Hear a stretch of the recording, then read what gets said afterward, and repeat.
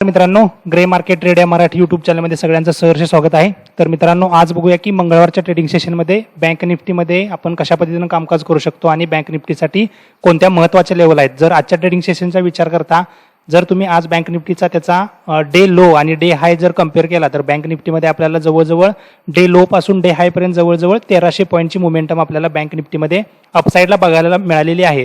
तर मित्रांनो, bank Nifty जे काही 3 दिवसाचा लुजिंग स्ट्रीक होता तो बँक निफ्टीनं काय केलाय किंवा ओव्हरऑल मार्केटनं आज काय घेतलं की एक पॉज घेतलाय आणि अपसाईडला एक चांगला टेक्निकल बाउन्स बॅक मार्केटमध्ये आपल्याला बघायला मिळालेला आहे. तर आजच्या ट्रेडिंग सेशनचा विचार करता बँक निफ्टीमध्ये आपल्याला 962 अंकांची तेजी बघायला मिळालेली आहे आणि निफ्टीचा जर विचार केला तर निफ्टीमध्ये आपल्याला 207 अंकांची तेजी बघायला मिळालेली आहे.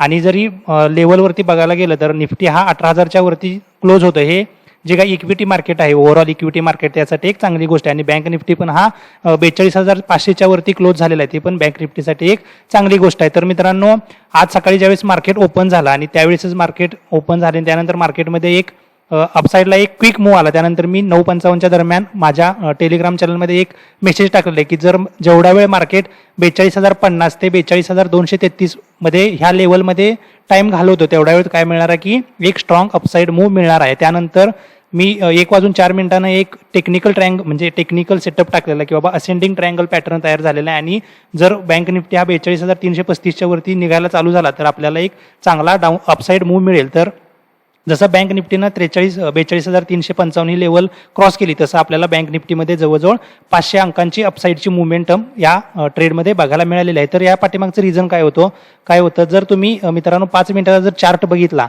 तर 5 मिनिटाच्या चार्टवरती बँक निफ्टी एकदम हायर लेवलला सस्टेन करत होता. जर तुम्ही तर 5 मिनिटाच्या चार्ट टाइम फ्रेमवरती जर चार्ट बघितला तर बँक निफ्टी काय करत होता की जे काही त्याचा प्रिव्हियस ट्रेडिंग सेशनमधले जे काही हाय होते त्या हायर लेवललाच काय करत होता, इथं ट्रेड करत होता. पण जे काही पाठीमागचा जो हाय होता तो हाय काय करत नव्हता, ब्रेक करत नव्हता. आणि जी काही 42,000ची लेवल आहे त्या 42,000च्या लेवलच्या खाली पण तो ट्रेड करत नव्हता. आणि जर बाकीचे बँक निफ्टी जर कॉम्पोनंट तुम्ही बघितले तर ते सगळे फक्त कोटक बँक सोडता बँक निफ्टीचे बाकी सगळे कॉम्पोनंट कसे होते, हायर एंडला ट्रेड करत होते. म्हणजे जे काही त्याचे डे हाय आहे त्या डे हायकडं बँक निफ्टीचे सगळे कॉम्पोनंट ट्रेड करत होते. आणि त्यामध्ये mainly HDFC bank, axis bank, ICICI bank, SBI bank हे सगळे काय होते की खूप स्ट्रॉंग मोमेंटम देत होते. त्यामुळे मी काय सांगितलेलं की जोपर्यंत बँक निफ्टी हा 42,050 ते 42,233 मध्ये ट्रेड करतोय ते जेवढा वेळ ट्रेड करेल तेवढा चांगला अपमूव्ह आपल्याला, तेवढा स्ट्रॉंग अपमूव्ह आपल्याला बँक निफ्टीमध्ये बघायला मिळणार. आणि त्यानंतर तुम्ही बघू शकता जसं बँक निफ्टीनं 42,255 ही लेवल क्रॉस केली तसं बँक निफ्टीमध्ये आपल्याला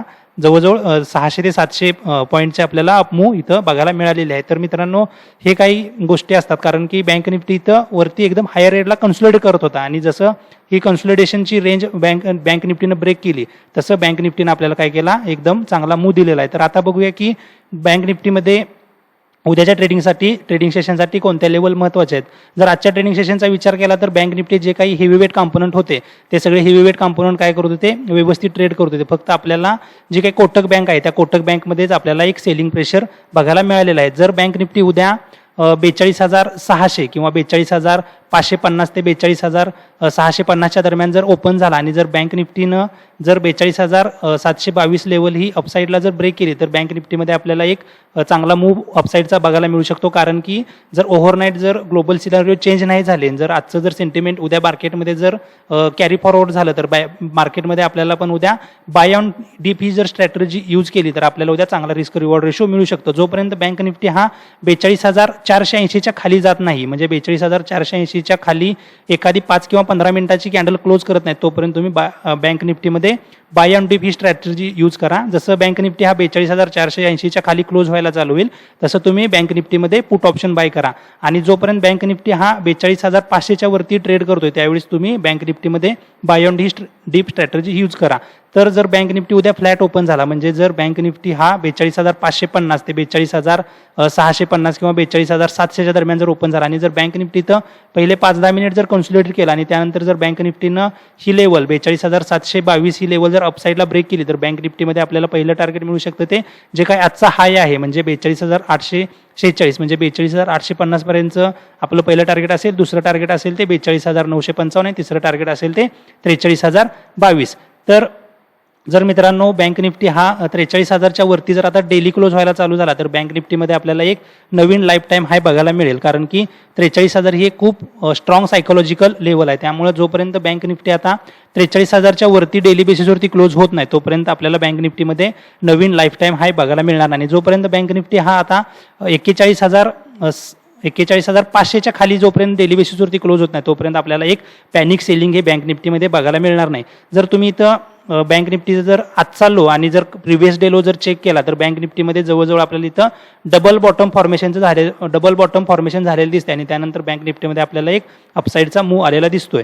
तर मित्रांनो जर बँक निफ्टीमध्ये जर तुम्हाला उद्या पुट ऑप्शन बाय करायचा असेल तर तुम्ही पुट ऑप्शन हा ज्यावेळेस बँक निफ्टी 42,480च्या खाली जाईल त्यावेळेसच बँक निफ्टीमध्ये तुम्ही पुट ऑप्शन बाय करा. त्यावेळेस तुमचं पहिलं टार्गेट असेल ते 42,333, दुसरं टार्गेट असेल ते 42,255 आणि तिसरं टार्गेट असेल ते 42,033. तर 42,000 हा बँक निफ्टीसाठी आता खूप स्ट्रॉंग सपोर्ट झाला आहे, कारण की बँक निफ्टीनं आज वरती येताना जर तुम्ही तर या लेवल बघितल्या तर ह्या सगळ्या लेवलला काय केलं की स्ट्रॉंग बेस क्रिएशन केले आणि जर ओवायचा डेटा जर बघितला तर तुम्हाला या ओवायच्या डेटामध्ये पण जे काही खालचं 42,500 असेल, 42,400 असेल, 42,000 ह्याच्यावरती काय झाले की मेजॉरिटी पुट रायटिंग झालेलं तुम्हाला दिसेल. तर ज्यावेळेस आता बँक निफ्टी खाली येणार आहे त्यावेळेस बँक निफ्टी या सगळ्या बेसला सपोर्ट घेण्याचं काम करू शकतो. त्यामुळे बँक निफ्टीमध्ये उद्या जर तुम्ही buy on dip strategy use केली म्हणजे जोपर्यंत बँक निफ्टी हा 42,500च्या वरती ट्रेड करतोय त्यावेळी जर buy on dip strategy use केली तर तुम्हाला तिथं चांगला रिस्क रिवॉर्ड रेशो मिळू शकतोय. जर बँक निफ्टी उद्या जर जास्त गॅप अप ओपन झाला म्हणजे 43,000 किंवा 43,000च्या वरती जर ओपन झाला तर त्यावेळेस तुम्ही तिथं बँक निफ्टीमध्ये जे काही प्राइस ॲक्शन तयार होईल किंवा जे काही पहिली 5 मिनिटाची कॅन्डल असेल म्हणजे जर एखादी निगेटिव्ह कॅन्डल तयार झाली तर त्यावेळेस तुम्ही बँक निफ्टीला सेल करू शकता. त्यावेळेस तुमचं पहिलं टार्गेट असेल ते 42,800 नंतर 42,600 हे दोन टार्गेट तुम्हाला बँक निफ्टीमध्ये बघायला मिळू शकतील. पण त्यासाठी बँक निफ्टीनं जास्त 300 ते 400 पॉईंटचं गॅप अप ओपनिंग द्यायला पाहिजे. जर बँक निफ्टी हा जास्त गॅप डाऊन ओपन झाला म्हणजे 42,200 किंवा 42,150, 42,250 या दरम्यान जर ओपन झाला तर इथं बँक निफ्टीनं खूप टाइम कन्सोलिडेट केलेलं आहे. त्यामुळं इथं जर पहिली 5 मिनिटाची कॅन्डल किंवा पहिली 15 मिनिटाची कॅन्डल जर हॅमर कॅन्डल तयार झाली किंवा एखादी इनसाइड कॅन्डल तयार झाली किंवा जर एखादी बेरिश अनगिल्पिंग कॅन्डल तयार झाली तर त्यावेळेस तुम्ही बँक निफ्टीला इथं बाय करू शकता. आणि जर तुम्ही आज डेली कॅन्डलवरती जर बँक निफ्टीचा चार्ट बघितला असेल तर बँक निफ्टीमध्ये एक बेरिश अनगल्पिंग कॅन्डल तयार झाले तर ह्या कॅन्डलचं इंटरप्रिटेशन असं असतं की जे काही तुमचं प्रिव्हियस ट्रेंड आहे त्या प्रिव्हियस ट्रेंडला काय झालं की आता पॉज मिळालेला आहे. त्यामुळं बँक निफ्टीमध्ये जर तुम्ही उद्या buy on dip strategy use केली तर तुम्हाला तिथं चांगला रिस्क रिवॉर्ड रेशो मिळू शकतो. त्याच्याबरोबर जे काही ग्लोबल सेंटिमेंट आहे, ग्लोबल सिनारिओ आहे ह्याच्यावरती पण तुम्हाला लक्ष ठेवणं गरजेचं आहे. तर मित्रांनो आता बघूया की बँक निफ्टी जे काही हेवी वेट कॉम्पोनंट आहे त्या हेवी वेट कॉम्पोनंटमध्ये आपण कशा पद्धतीने ट्रेड करू शकतो. तर HDFC बँकसाठी आता 1640 ही लेवल खूप महत्त्वाचे आहे. जर HDFC बँक हा उद्या 1640च्या वरती जर क्लोज व्हायला चालू झाला तर आपल्याला HDFC बँकमध्ये एक 1700 रुपयेपर्यंतचं टार्गेट येणारा 1 ते 2 आठवड्यामध्ये बघायला मिळू शकतं. त्यामुळं आणि त्याच्यासोबतच बँक निफ्टीमध्ये पण आपल्याला एकदम हायर साईडच्या मूव्ह बघायला मिळू शकतील. पण त्यासाठी HDFC बँकला हे 1640 आणि त्यानंतर 1670च्या वरती डेली बेसिसवरती क्लोज व्हायला पाहिजे. त्यानंतरची बँक आहे ती ॲक्सिस बँक. तर ॲक्सिस बँकमध्ये मी सांगितलेलं की जोपर्यंत ॲक्सिस बँक हा 900च्या खाली क्लोज होणार नाही तोपर्यंत ॲक्सिस बँक वीक नसणार आहे. त्यामुळं ॲक्सिस बँकमध्ये जर उद्या ॲक्सिस बँक फ्लॅट ओपन होऊन जर ॲक्सिस बँक 936च्या वरती ट्रेड करायला चालू झाला तर ॲक्सिस बँकमध्ये आपल्याला 943 आणि 945 हे दोन टार्गेट बघायला मिळू शकतील. तर ॲक्सिस बँकसाठी जो काही आता सपोर्ट आहे तो आहे 920. जोपर्यंत 920च्या खाली ॲक्सिस बँक क्लोज करत नाही तोपर्यंत ॲक्सिस बँकसाठी आपल्याला ॲक्सिस बँकमध्ये आपल्याला सेल ही पोझिशन घेऊन चालणार नाही. त्यामुळे जोपर्यंत ॲक्सिस बँक हा 920 पर्यंत येतोय तोपर्यंत ॲक्सिस बँकमध्ये पण तुम्ही buy on dip strategy use करा. त्यानंतरचे इक्विटी आहे म्हणजे त्यानंतर स्टॉक आहे तो ICICI बँक. तर ICICI बँकसाठी 870 हा खूप स्ट्रॉंग सपोर्ट आहे. जोपर्यंत हा 870च्या खाली क्लोज होणार नाही तोपर्यंत जिथं काही एम पॅटर्न तयार झाला आहे ह्या एम पॅटर्नचं ॲक्टिव्हेशन होणार नाही. पण त्यासाठी त्याला 870च्या खाली क्लोज व्हायला पाहिजे. पण जर ICICI बँकचा आज विचार केला तर ICICI बँक हा एकदम वरती क्लोज झालेला आहे. जर ICICI बँक उद्या 900च्या वरती जर ट्रेड करायला चालू झाला तर ICICI बँकमध्ये आपल्याला 905 आणि 910 हे टार्गेट उद्याच्या ट्रेडिंग सेशनमध्ये बघायला मिळू शकतं. तर जे काही आता नेक्स्ट बँक आहे कोटक बँक. तर आज जे काही बँक निफ्टीमध्ये सेलिंग प्रेशर क्रिएट केलेलं ते कशाने कोणी केलेलं, कोटक बँकनं क्रिएट केलेलं.